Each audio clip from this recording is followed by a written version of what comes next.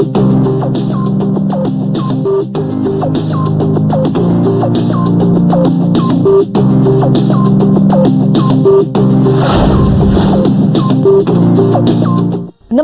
Welcome to hello doctor. మన దేశంలో అధిక రక్తపోటు సైలెంట్ కిల్లర్ గా మారింది. ప్రతి నలుగురిలో ఒకరికి అధిక రక్తపోటు ఉంటుంది. చాలా మందికి అది ఉన్న సంగతి కూడా తెలియటం లేదు. తాజా సర్వేల ప్రకారం అధిక రక్తపోటు ఉన్న వారిలో 60% మందికి పైగా ఆ విషయమే తెలియట్లేదు. కొంతమంది అయితే తమ రక్తపోటు కంట్రోల్లోనే ఉందని భావిస్తూ ఉంటారు. చాలా మంది అధిక రక్తపోటుతో గుండెకు మాత్రమే ముప్పు ఉంది అనుకుంటున్నారు. కానీ అధిక రక్తపోటు గుండెతో పాటు మెదడు, మూత్రపిండాలు, కళ్లపై కూడా ప్రభావం చూపిస్తోంది. ఈ సెషన్ లో అధిక రక్తపోటు మొత్తంగా శరీరంపై ఎలాంటి ప్రభావం చూపిస్తుందో తెలుసుకుందాం. సో మనతో పాటు ఉన్నారు డాక్టర్స్. ఒక్కొక్కరిగా నేను వాళ్ళని ఇంట్రడ్యూస్ చేస్తాను. So first doctor B K S Shastri sir, MBBS, MD, DM, senior interventional cardiologist, chairman cardiac sciences, Renova hospitals, Hyderabad. And అలానే doctor K R K S Raju sir, MBBS, MD, DM cardiology, consultant cardiologist, heart watch cardiac care clinic, cardiologist clinic. And third doctor V S Ramachandra sir, director, chief cardiologist and electrophysiologist, Sri holistic hospital, Nizampet, Hyderabad. So firstly, thank you so much doctors for joining us today. Thank you so much. And first I'll start with you sir, Dr. B.K. Sastry sir. Sir, అంటే చాలా ఎక్కువగా వింటూ ఉంటున్నాం, ప్రతి ఇంట్లో కూడా maximum బీపీతో బాధపడుతున్నారని చెప్పి. అసలు బీపీ అంటే ఏంటంటే ఒక సరైన డెఫినేషన్ ప్రతి ఒక్కరికి తెలుసు అని నేను అనుకోవట్లేదు. చాలా వరకు అవేర్నెస్ వచ్చినా. So in that way can you explain sir in detail? అంటే బ్లడ్ ప్రెషర్ అండి. బీపీ అంటే బ్లడ్ ప్రెషర్, తెలుగులో చెప్పాలంటే రక్తపోటు. రక్తం ప్రవహించాలి, గుండె నుంచి బయలుదేరి అన్ని అవయవాలకి వెళ్ళాలి, రక్తం అందచేయాలి అంటే దానికి కొంచెం ఫోర్స్ అవసరం. ఆ ఫోర్స్ హార్ట్ చేయకపోతే రక్తం ముందుకు పోదు. సో శరీరంలో అన్ని అవయవాలకి పోవాలి కాబట్టి కొంత ఫోర్స్ అవసరం. సో నార్మల్గా రక్త ప్రవాహం కావాలి అంటే ఫోర్స్ తప్పనిసరిగా ఉండాలి. అది ఆరోగ్యవంతుల్లో నార్మల్గా 120/80 వరకు ఉండొచ్చు. అయితే అనేక రకాల డెఫినేషన్స్ ఉన్నాయి. వాటన్నిటితో కన్ఫ్యూజ్ అవ్వకుండా స్థూలంగా చెప్పాలంటే 120/80 వరకు నార్మల్, 140/90 కంటే ఎక్కువ ఉంటే హై ప్రెషర్ అంటాము. ఈ మధ్యలో బార్డర్ లైన్, ఇది కూడా బ్లడ్ ప్రెషరే. ఇది కూడా ఎక్కువ రోజులు అట్లానే కంటిన్యూస్గా ఉంటే మంచిది కాదు. బట్ 120/80, 140/90 మధ్యలో ఉంటే బార్డర్ లైన్లో ఉండి మనం లైఫ్ స్టైల్ మాడిఫికేషన్స్ వాడుతూ చేయొచ్చు. ఒక అపోహ ఏంటంటే బీపీ వయసును బట్టి ఉంటుంది అని. ఇదివరకు పూర్వం అనేవాళ్ళు ఏజ్ ప్లస్ 100, అంటే 50 ఏళ్ళు నాకుంటే 100 + 50 150 ఇయర్స్ పర్లేదు. లేకపోతే 160, నాకు 60 ఇయర్స్, 70 ఇయర్స్, 80 ఇయర్స్ ఉంటే బ్లడ్ ప్రెషర్ నార్మల్గానే ఎక్కువ ఉంటుంది, 170, 180 ఉంటుంది, పర్లేదు అని కొంతమంది అపోహపడతారు. అది సరైనది కాదు. ఎందుకంటే వృద్ధుల్లో కూడా, అంటే 70-80 ఏళ్ళు ఉన్న వాళ్ళలో కూడా ఎవరికైతే బీపీ 120/80కి దగ్గరలో ఉంటుందో, 130/80, 140/80 ఎంత దగ్గరగా ఉంటే అంత వాళ్ళు ఆరోగ్యవంతంగా ఉంటారు. కాబట్టి వయసు పెరిగింది కాబట్టి బీపీ ఎక్కువగా ఉండొచ్చు అనుకునేది ఒక రకమైన అపోహ. రెండోది లో బీపీ అంటుంటారు. లో బీపీ 110, 100 అట్లా ఉండి వాళ్ళకేమీ కళ్ళు తిరగకుండా, చెమటలు పట్టకుండా, పడిపోకుండా ఉంటే అది పెద్ద లెక్కలోకి కాదు. సో ఒకవేళ లో బీపీ ఉండి వాళ్ళకి కళ్ళు తిరుగుతుంటే వాళ్ళని లో బీపీ అంటాము. మనం ఇప్పుడు మాట్లాడుకునేది హై బీపీ కాబట్టి రఫ్గా 120/80 వరకు normal. Above that, especially above 140/90 అది అబ్నార్మల్ అనుకోవచ్చు. ఓకే, అంటే సార్ ఎప్పుడు టెస్ట్ చేసుకున్నా 120/80 ఆర్ లైక్ 110/70 అట్లుంటే అది ఒకేలా వస్తుందంటారా? ఎగ్జాక్ట్లీ, మంచి ప్రశ్న అడిగారు. మీరు 10 సార్లు చూస్తే 10 రకాల బ్లడ్ ప్రెషర్ వస్తాయి. సో బ్లడ్ ప్రెషర్ చూసినది ఎప్పుడు కూడా సమంగా చూసుకోవాలి. దాంట్లో పద్ధతులు ఏంటంటే ఆ మనిషి బరువు ఎంత ఒడ్డు పొడుగున్నారు, ఎంత లావుగా ఉన్నారు, బక్కగా ఉన్నారా, లావుగా ఉన్నారా, ఆర్మ్ సర్కంఫరెన్స్, దాన్ని బట్టి మనం బ్లడ్ కఫ్, బీపీ కఫ్ నిర్ణయిస్తాము. సైంటిఫిక్గా వెళ్ళకుండా majority of the people normal cuff సరిపోతాయి. మరీ లావుగా ఉండి మరీ సన్నగా ఉండే వాళ్ళకి వేరే కఫ్స్ వాడాలి, చిన్నపిల్లలకి వేరే కఫ్స్ వాడాలి. అది ఒకటి. రెండోది, బీపీ చూసినప్పుడు కొన్ని పద్ధతులు ఉంటాయి. బీపీ కనీసం 5 నిమిషాలు ప్రశాంతంగా కూర్చున్నప్పుడు చూడాలి. నిల్చున్నప్పుడో పడుకున్నప్పుడో చూస్తే కరెక్ట్ కాదు. పాదాలు 2 నేల కాంచాలి, పాదాలు గాలిలో వేలాడకూడదు. ఒక మంచంలో కూర్చుని, ఎత్తు కుర్చీలో కూర్చుని కాళ్ళు వేలాడుతున్నారు అనుకోండి, బీపీ ఎక్కువ ఉంటుంది. 5 నిమిషాలు ప్రశాంతంగా కూర్చున్న టీ కాఫీ తాగిన వెంటనే లేకపోతే తిన్న వెంటనే, ఏదో ఆర్గ్యుమెంట్ చేసిన వెంటనే, నడిచి వచ్చిన వెంటనే అప్పుడు చూడకూడదు. 5 మినిట్స్ ప్రశాంతంగా కూర్చున్నప్పుడు బీపీ రికార్డ్ చేసి చూడాల్సి ఉంటుంది. అప్పుడు వచ్చిన రీడింగే యాక్యురేట్, అది కరెక్ట్గా ఉంటుంది. ఒకసారి మరీ ఎక్కువ మరీ తక్కువ ఉందనుకోండి, you may check again after 15-20 minutes. Generally it tends to become normal. So BP fluctuations చాలా కామన్ ఉంటాయి, అది very normal. Within range ఉంటే పర్లేదు. ఒకవేళ 10 వాల్యూస్ చూశారు, పర్సిస్టెంట్గా majority of the values are above 140-90, అప్పుడు అతనికి బీపీ ఉందనొచ్చు. అలా కాకుండా మెజారిటీ వాల్యూస్ తక్కువ ఉన్నాయనుకోండి, దెన్ ఇట్ ఈస్ నార్మల్. ఆ బీపీ ఇన్స్ట్రుమెంట్ కూడా చూసేటప్పుడు ఆ కఫ్ అనేది, ఆర్మ్ అనేది హార్ట్ లెవెల్లో ఉండాలి. ఇట్లా పైకో కిందకో ఉండకూడదు, ఆ హార్ట్ లెవెల్లో ఉండాలి. ఎడం వైపున కుడి వైపున ఏదైనా కూడా పర్లేదు. నార్మల్గా ఎడం వైపుకి కుడి వైపుకి అప్పుడు 10 మిల్లీమీటర్ స్లైట్ డిఫరెన్స్ ఉండొచ్చు. సిస్టాలిక్ బ్లడ్ ప్రెషర్లో 2 నెంబర్లు ఉంటాయి. పైది సిస్టాలిక్ అంటాం, కిందది డాస్టలిక్ అంటాం. పైది 120, కిందది 80 జనరల్గా. సిస్టాలిక్ బ్లడ్ ప్రెషర్లో రైట్ ఆర్మ్కి లెఫ్ట్ ఆర్మ్కి up to 10 millimetres is okay. Okay. And doctor K R K S Raju sir అంటే సైలెంట్ కిల్లర్గా వ్యాపిస్తుంది బ్లడ్ ప్రెషర్ అనేది కూడా చెప్తూ ఉంటారు. అసలు ఎందుకు అంటారు సార్ అలా?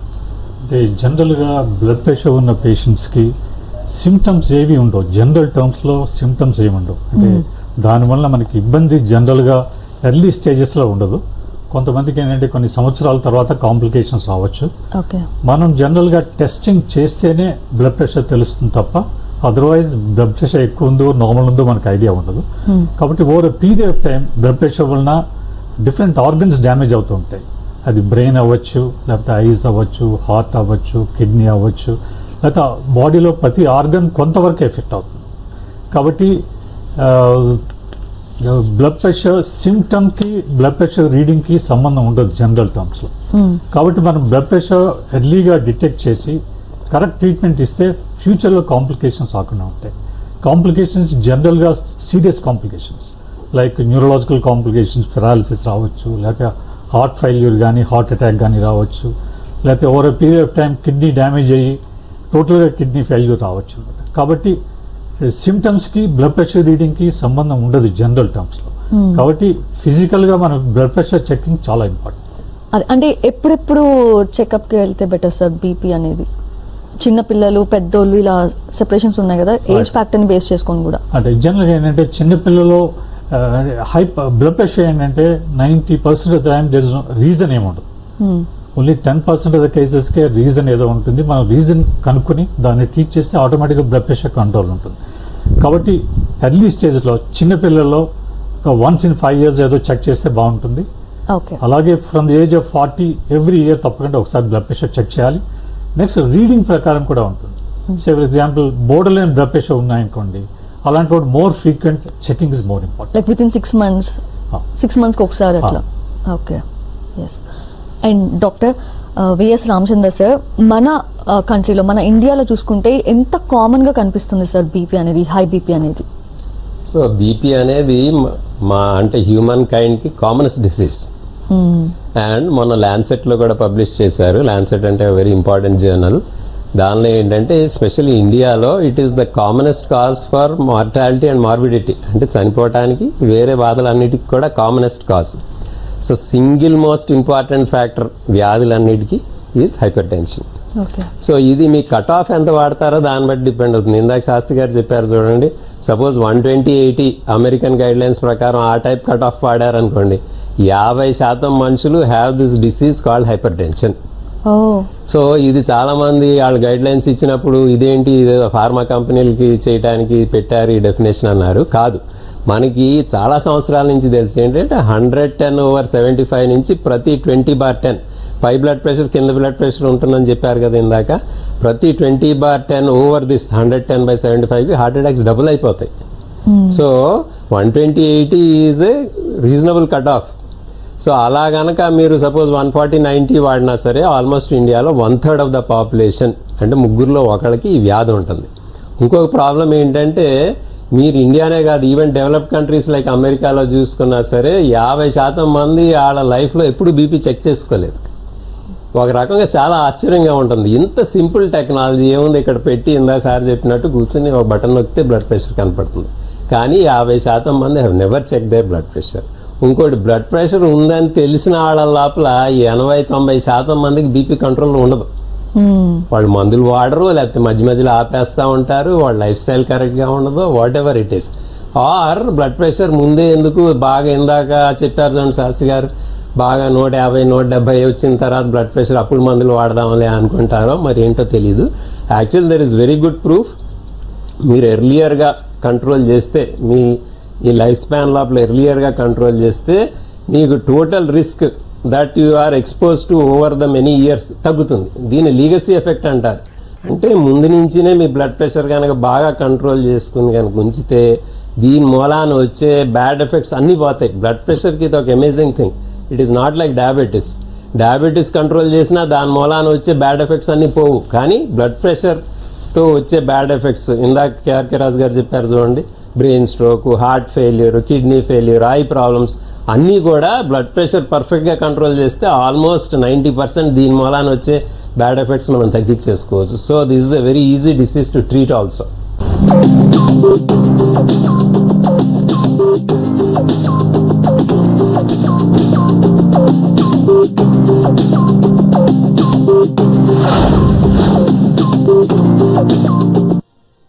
ఇక ఇదిగో మీ స్వప్నాల సవారీ. You and I, we are dreamers. You and I, we are believers. Introducing the all-new Skoda Kaila. Own your dream. Skoda. Super చేసావు సినిమా. చాలా చాలా చాలా బాగుంది. కానీ ఆడదానికి సిగ్గొచ్చింది. మూవీ ఫ్యామిలీ ఆడియన్స్ అందరూ వచ్చి చూడొచ్చు, ఎంజాయ్ చేయొచ్చు.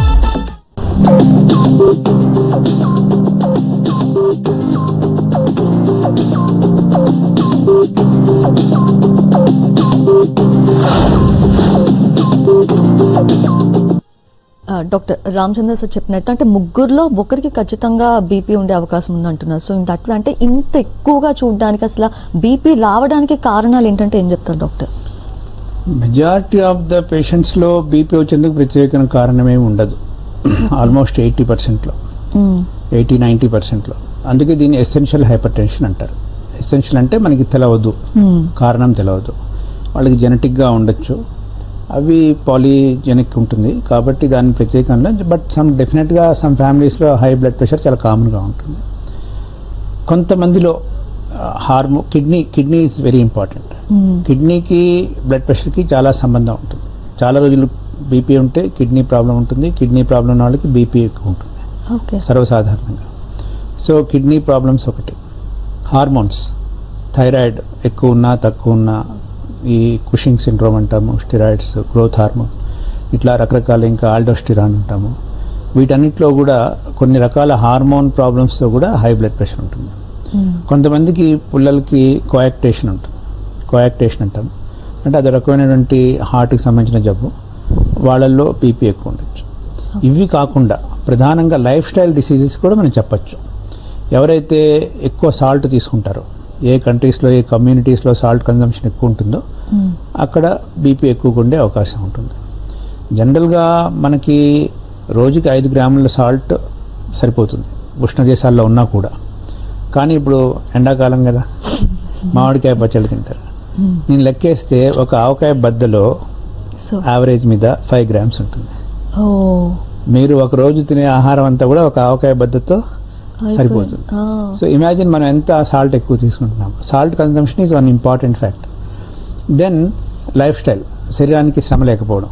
ఎవరైతే బాగా ఉల్లాసంగా ఉత్సాహంగా ఉండి ఎక్సర్సైజ్ చేస్తుంటారో, రోజు ఆటలాడటమో లేకపోతే వ్యాయామం చేయడమో చేస్తారో వాళ్ళకి బీపీ కంట్రోల్లో ఉంటుంది. అలా కాకుండా కేవలం స్తబ్దుగా మందకొండిగా కూర్చున్నారనుకోండి, కదలకుండా, అట్లానే ఊబకాయం, బాగా లావుగా ఉంటే ఒబిసిటీతో ఉంటే వస్తుంది.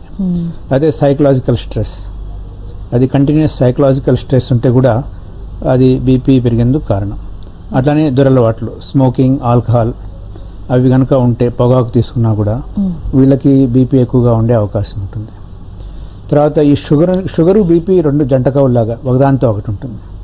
షుగర్ ఉన్న వాళ్ళలో సగం మందికి బీపీ ఉంటుంది, బీపీ ఉన్న వాళ్ళలో సగం మందికి షుగర్ ఉంటుంది. సో ఇవన్నీ కూడా మనం కొన్ని కారణాలుగా చెప్పచ్చు. వయసు ఎక్కువ అవుతుంటే సెకండరీ కాజెస్ ఉంటాం, అవి తక్కువ ఉంటాయి. ఇప్పుడు చిన్నపిల్లల్లో, అడల్సెంట్స్లో, even young people up to 20-25 years ఒకవేళ బీపీ చాలా అధికంగా ఉంటే మనం సెకండరీ కాజెస్ ఏమైనా ఉన్నాయా కిడ్నీ ప్రాబ్లం ఉందా, కిడ్నీ బ్లడ్ ఫ్లోలో ప్రాబ్లం ఉందా, కోయాక్టేషన్ ఉందా, హార్మోన్ ప్రాబ్లం ఉందా, ఆల్డోస్టరాన్ ప్రాబ్లం ఉందా, ఇవి చూసి వాటిని ట్రీట్ చేయొచ్చు. పెద్ద వయసులో సెకండరీ కాజ్ ఉండే అవకాశం తక్కువ ఉంటుంది. But depending on the situation we may test అవి చేస్తుంటాం. Okay. And doctor add on question, మీరు సాల్ట్ కన్సంప్షన్ గురించి చెప్పారు కదా, సో పింక్ సాల్ట్ అనేది వాడితే? Excellent question. Pink salt generally contains potassium, more potassium compared sodium. Salt అంటే జనరల్గా సోడియం క్లోరైడ్. ఈ రాక్ సాల్ట్, పింక్ సాల్ట్ రకరకాల పేర్లతో పిలుస్తుంటారు. వాటిల్లో రిలేటివ్గా పొటాషియం కంటెంట్ ఎక్కువ ఉంటుంది. ఓకే. సో నార్మల్ సాల్ట్స్ కంటే పింక్ సాల్ట్ వాడితే బీపీ తగ్గే అవకాశం ఉంటుంది. కానీ పింక్ సాల్ట్ అంతా పొటాషియం క్లోరైడ్ కాదు. సోడియంతో పొటాషియంకి రిలేషన్ ఉంటుంది, పొటాషియంకి ఇన్వర్స్ రిలేషన్. పొటాషియం కన్జంప్షన్ ఎక్కువ ఉంటే బీపీ తక్కువ ఉండే అవకాశం ఉంటుంది. బట్ ఇది చాలా సటిల్గా ఉంటుంది. ఓకే. అంతేగాని మీరు పింక్ సాల్ట్ తీసుకోమన్నారు కదా అని చెప్పి మొత్తం అది వేసుకుంటే దాంట్లో కూడా రిలేటివ్గా సోడియమే ఎక్కువ ఉంటుంది.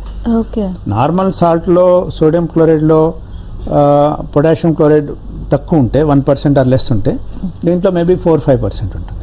ఓకే. అంతేగాని పింక్ సాల్ట్ తీసుకోమన్నారు కదా అని మొత్తం అది తీసుకుంటే సరిపోదు. అది కాకుండా ఇప్పుడు ఈ మధ్యకాలంలో వాడే కొన్ని బీపీ మందులతో పొటాషియం పెరిగే పాసిబిలిటీ ఉంటుంది. కాబట్టి కొంచెం కేర్ఫుల్గా ఉండాలి. పింక్ సాల్ట్ తీసుకోవచ్చు, రిలేటివ్గా మంచిదే, but that too in limited quantity. అది కూడా సేమ్ 5 grams, అంతే, less than 5 grams. Okay. Yes. And sir చెప్పినట్లు కిడ్నీకి ప్రమాదం అవుతుందన్నారు, అండ్ మీరు ఇందాక చెప్పినట్లు కళ్ళకి, హార్ట్కి, ఇలా డిఫరెంట్ ఆర్గాన్స్కి. సో అంటే డీటెయిల్గా can you explain sir a organs and a stage of బీపీలో ఎఫెక్ట్ అవుతాయి ఆర్గాన్స్? అంటే జనరల్గా ఏంటంటే బ్లడ్ ప్రెషర్ ఎక్కువ ఉన్నప్పుడు న్యాచురల్లీ బాడీలో ప్రతి ఆర్గన్ కొంతవరకు ఎఫెక్ట్ అవుతుంది. ఎందుకంటే ప్రతి ఆర్గన్కి ఆక్సిజన్ కావాలి. త్రూ బ్లడ్ వెసల్సే త్రూ బ్లడ్ ఆక్సిజన్ సప్లై వస్తుంది. కాబట్టి ఇప్పుడు బ్రెయిన్ ఉందనుకోండి, బ్రెయిన్ ఆస్పెక్ట్లో కాగ్నిటివ్ ఫంక్షన్ తేడా రావచ్చు, కొంతమందికి పెరాలసిస్ రావచ్చు, లేకపోతే over period of time particularly hypertension, encephalopathy, blood pressure బాగా పెరిగింది అనుకోండి, కొంతమందికి ఫిట్స్ అలాంటివి కూడా వస్తానికి ఛాన్స్ ఉంది, అన్కాన్షియస్ అవుతానికి కూడా ఛాన్సెస్ ఉన్నాయి. ఓకే. సిమిలర్లీ హార్ట్ విషయంలో heart attack type of problem రావచ్చు, లేకపోతే ఒకసారి heart failure for period of time heart thicken అవుతుంది. అంటే బ్లడ్ ప్రెషర్ ఎక్కువ ఉన్నప్పుడు తర్వాత ఎన్లార్జ్ అవుతుంది, దాని తర్వాత వీకెన్ అవుతుంది. వన్స్ హార్ట్ వీక్ అయింది అనుకోండి, అలాంటప్పుడు naturally the patient going to congestive cardiac failure. కాబట్టి మనం ఎర్లీగా బ్లడ్ ప్రెషర్ని ట్రీట్ చేయగలిగితే కొంతవరకు రివర్స్ చేయగలం ఈ టైప్ ఆఫ్ థింగ్స్. అలాగే కిడ్నీ ఒకటి, ఐ ఎఫెక్ట్స్ ఒకటి, పెరిఫెరల్ వెసల్స్ అంటే కాలుకి సప్లై చేసే వెసల్స్ కానీ లేకపోతే చేతికి సప్లై చేసే వెసల్స్ కానీ నేరో అవుతానికి ఛాన్సెస్ ఉన్నాయి, సప్లై తగ్గుతానికి ఛాన్సెస్ ఉన్నాయి. ఒకసారి ఏంటంటే పర్టికులర్ బ్లడ్ ప్రెషర్ ఎక్కువ ఉన్నప్పుడు డిసెక్షన్ అంటే సడన్గా కట్ ఆఫ్ అయిపోతుంది వాటి సప్లై, ఆ టైప్ ఆఫ్ కాంప్లికేషన్స్ వస్తానికి ఛాన్స్ ఉన్నాయి. కాబట్టి బ్లడ్ ప్రెషర్ని మనం ఎర్లీగా డిటెక్ట్ చేసి ట్రీట్ చేయగలిగితే చాలా వరకు కాంప్లికేషన్స్ మనం ప్రివెంట్ చేయగలం. Prevention is most important. Prevention అంటే ఒకసారి ఆర్గన్ డ్యామేజ్ అయిన తర్వాత మనం బ్లడ్ ప్రెషర్ని కంట్రోల్లో పెట్టినా సరే ఒరిజినల్ స్టేట్కి రాదు, కొంతవరకే రివర్స్ అవుతానికి ఛాన్సెస్ ఉన్నాయి. కాబట్టి early detection is most important. And Ramachandra garu చెప్పినట్టు ఏంటంటే blood pressure treatment compare to other disease చాలా సులభం. Compliance is more important. Patient motivate అవ్వాలి, రెగ్యులర్ ట్రీట్మెంట్ తీసుకోవాలి, లైఫ్ స్టైల్ కొద్దిగా మార్చుకోవాల్సి ఉంటుంది. ఎస్.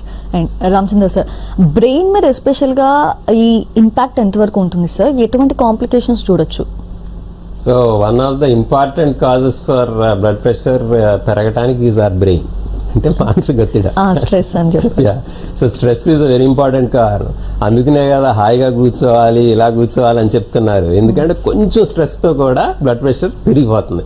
సో దీంతో మనకు తెలియాల్సింది ఏంటంటే stress is the most important కారణం. ఒక రకంగా చూస్తే ఇప్పుడు ఎవరికి తెలియదు వాళ్ళు ఎంత స్ట్రెస్లో ఉన్నారో, పక్కన వాళ్ళకి తప్ప వాళ్ళకి తెలియదు. So stress is very important. డైరెక్ట్గా బ్లడ్ ప్రెషర్ ఏంటంటే రక్తనాళాలు ప్రెషర్ పెరిగిన కొద్దికి ట్యూబులు చెడతాయి. సో అక్కడ కొలెస్ట్రాల్ పెరిగిపోవడం, అక్కడ బ్లడ్ క్లాట్ అవడం, ఆ రక్తనాళాలు హార్ట్లో క్లాట్ అయినాయి అనుకోండి హార్ట్ అటాక్ వస్తుంది, బ్రెయిన్లో అయితే బ్రెయిన్ స్ట్రోక్ వస్తుంది. So blood pressure is very important cause of brain stroke. అలాగే అప్పుడప్పుడు బ్లడ్ ప్రెషర్ ఎక్కువ అయ్యి అక్కడ పగిలి బ్రెయిన్లో బ్లీడ్ రావచ్చు, which is very dangerous. So చాలా మందికి బ్లడ్ ప్రెషర్ సంవత్సరాల తరబడి ఉండి హార్ట్ మసిల్ థిక్కెన్ అయ్యి హార్ట్ పై గదులు కొంచెం సైజ్ పెరిగి గుండె దడ ఒకటి వస్తుంది, ఏట్రియల్ ఫిబ్రిలేషన్ అని. వాళ్ళకు కూడా తెలియకపోవచ్చు ఆ దడ ఉందని. ఆ దడలో పై గదుల్లో హార్ట్ పై గదుల్లో క్లాట్లు తయారయ్యి అవి చిన్న చిన్న ముక్కల్లాగా ఊడి బ్రెయిన్కి వెళ్ళొచ్చు.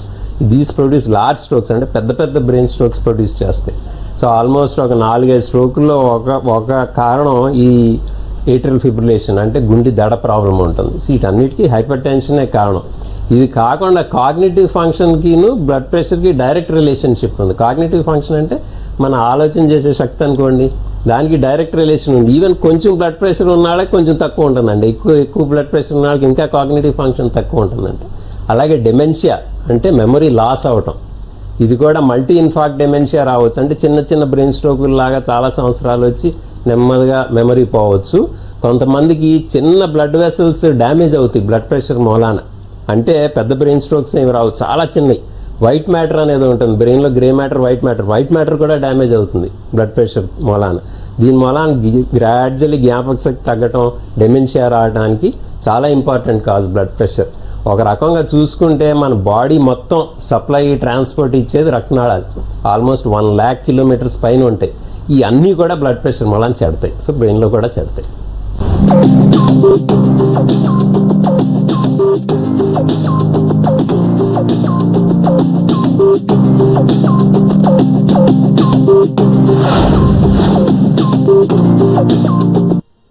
Mister Ram, mister Shyam. శ్యామ్ యొక్క హడావిడి ఆకాశాన్ని తాకుతుంటే అక్కడే రామ్ ప్రతి పని చేస్తారు తాపీగా. ఎందుకంటే రామ్ పైకప్పుపై వేయబడ్డాయి ఈ కూల్ రూఫ్ టైల్స్. ఇవి ఇంటిని ఉంచుతాయి లోపల నుండి కూల్. 67 ఇయర్స్ నుండి ప్రపంచ విశ్వాసం జాన్సన్ డిజైనర్స్ చాయిస్. సూపర్ తీసావు సినిమా, చాలా చాలా చాలా బాగుంది. కానీ ఆడడానికి సిగ్గు వచ్చింది. మూవీ ఫ్యామిలీ ఆడియన్స్ అందరూ వచ్చి చూడొచ్చు, ఎంజాయ్ చేయొచ్చు.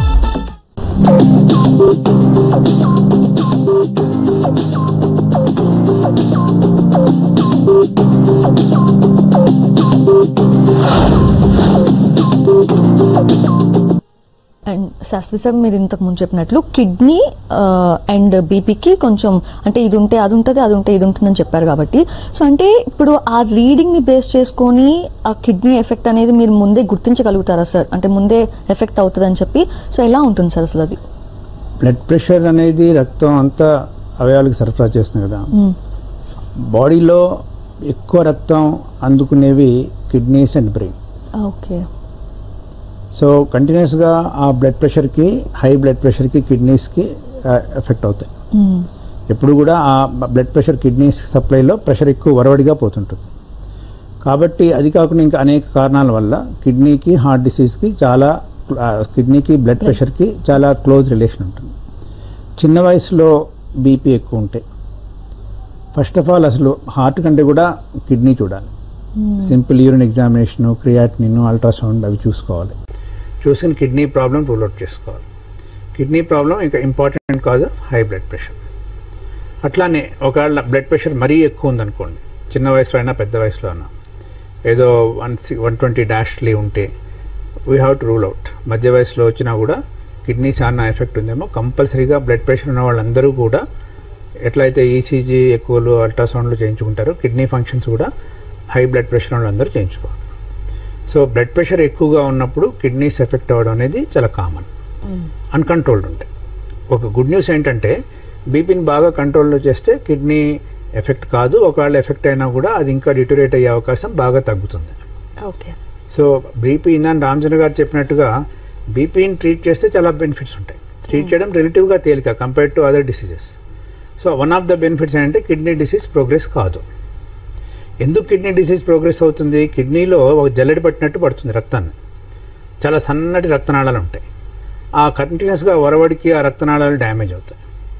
డ్యామేజ్ అయ్యి ఆ కిడ్నీ పనితనం తగ్గుతుంది. అట్లా కాకుండా ఇంకా రక్త ప్రవాహాన్ని బట్టి ఫిల్టరేషన్ అంటాము, దాంట్లో ఎంతగా ఫిల్టర్ చేస్తున్న దాన్ని బట్టి కిడ్నీలో రెనిన్ అనే హార్మోన్ ఉంటుంది, అది బీపీని పెంచుతుంది. సో అట్లానే సాల్ట్ రిటైన్ కూడా అవ్వచ్చు. కిడ్నీ ఫెయిల్యూర్ ఉంటే సాల్ట్ రిటైన్ అవ్వచ్చు. సో కిడ్నీ ఫెయిల్యూర్ వేరే కారణం వల్ల స్వతహాగా కిడ్నీ ఫెయిల్యూర్ ఉన్నా కూడా వాళ్ళకి ఈ సాల్ట్ రిటైన్ అవ్వడం వల్ల, బాడీలో ఫ్లూయిడ్ రిటైన్ అవ్వడం వల్ల, రెనిన్ పెరగడం వల్ల వాళ్ళకి బీపీ పెరగచ్చు. ఓకే. సో కిడ్నీ ఫెయిల్యూర్ ఉన్న వాళ్ళకి బీపీ పెరుగుతుంది, బీపీ ఎక్కువ ఉన్న వాళ్ళకి కిడ్నీ ఫెయిల్యూర్. సో రెండింటికి కూడా మనం చూసుకోవాలి. కిడ్నీ ఫెయిల్యూర్కి మెయిన్గా ట్రీట్మెంట్ బీపీ బాగా కంట్రోల్లో పెట్టుకోవడం. బీపీ కంట్రోల్లో పెట్టుకోవడంలో వచ్చే one of the very important benefits is kidney failure రాకుండా చూడటం. రాజు సార్, అంటే కంటికి సంబంధించి ఎటువంటి ఇంపాక్ట్ ఉంటుంది హై బీపీ? ఎటువంటి ప్రాబ్లమ్స్ చూడొచ్చు కంటికి సంబంధించి? అంటే మిగిలిన ఆర్గన్స్ లాగే కంటికి కూడా సప్లై అవసరం ఉంటుంది. కాబట్టి ఏంటంటే బ్లడ్ ప్రెషర్ ఎక్కువ ఉంటే ఏంటంటే చిన్న చిన్న వెసల్స్ ఎఫెక్ట్ అవుతాయి. దానివల్ల ఇనీషియల్ స్టేజెస్లో distortion of the images, blurring అలా కనపడటానికి ఛాన్సెస్ ఉన్నాయి. లేకపోతే ఒకసారి బ్లీడ్ అవ్వచ్చు, ఐలో బ్లీడింగ్ రావచ్చు. నెక్స్ట్ రెటీనా ఎఫెక్ట్ అవుతానికి ఛాన్సెస్ ఉన్నాయి. కాబట్టి ఈ కారణాల వల్ల ఒకసారి కొంతమందికి ఏంటంటే బ్లైండ్నెస్ కూడా రావచ్చు. Particularly hyper tension, diabetic combination ఉన్నప్పుడు కొద్ది రిస్క్ పెరుగుతూ ఉంటుంది. కాబట్టి టైం టు టైం ఒకసారి ఐస్ కూడా చెక్ చేయించుకుంటే బెటర్, బీపీ ఉన్న పేషెంట్స్ కానీ డయాబెటిక్ ఉన్న పేషెంట్స్ కానీ. ఓకే. అండ్ రామచంద్ర సార్, మనం ఇప్పటివరకు మాట్లాడుకున్నట్లు సో ఎర్లీ స్టేజ్ లో అయితే సిమ్టమ్స్ డెఫినెట్ గా కనపడవు బీపీతో బాధపడుతున్న వాళ్ళకి. బట్ హై బీపీ ఉన్నప్పుడు ఎటువంటి సిమ్టమ్స్ కనిపిస్తూ ఉంటాయి సార్? ఫర్ ఎగ్జాంపుల్ నేను ఎట్లా డయాగ్నోస్ చేసుకోగలుగుతా? సో మోస్ట్ ఇంపార్టెంట్ థింగ్ ఏంటంటే diagnosing BP is by measuring it.